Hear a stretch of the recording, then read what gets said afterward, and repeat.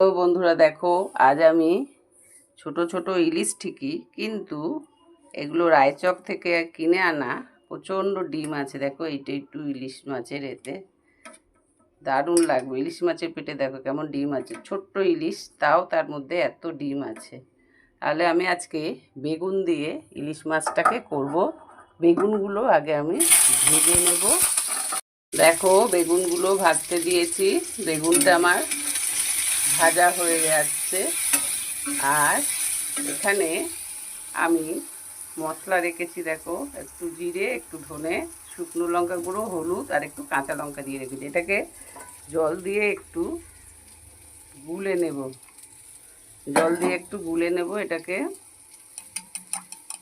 আর এখানে ইলিশ মাছ দেখেছো যে, এই ইলিশ মাছ দিয়ে বেগুন দিয়ে একটু পাতলা ঝোল করব। কেমন খেতে হবে বলো তো?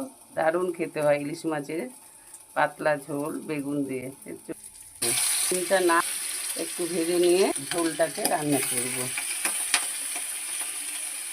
দিয়ে দিলাম, আর এই মশলাটাকে তেলের মধ্যে দিয়ে দিলাম, গড়িয়ে ওগুলো একটু নুন দিয়ে দিলাম।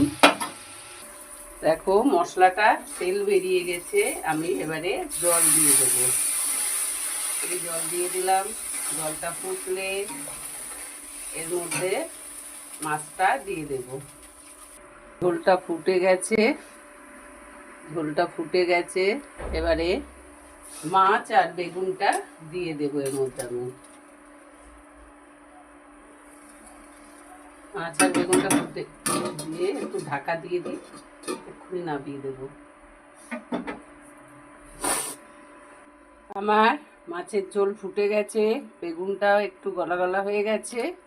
আমি এবারে নাবিয়ে দেব মাছের ঝোলটাকে, নাবিয়ে ঢেলে নেব এর মধ্যে। তোমাদের কেমন লাগলো আমার এই ছোট ইলিশ মাছের বেগুন দিয়ে ঝোল? তোমরা আমাকে একটা লাইক, কমেন্ট, শেয়ারের মাধ্যমে জানিও।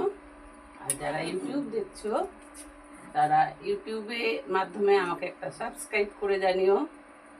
ধৈর্য সহকারে আমার এই ভিডিওটা দেখো। দেখার জন্য তোমাদেরকে অসংখ্য ধন্যবাদ জানাই, আমাকে এইভাবে আগিয়ে যেতে সাহায্য করার জন্যে। এখন আমি এবার রাখবো, ওই পাতলা ঝোল দিয়ে গরম গরম ভাত খাওয়া হবে। এখন রাখি।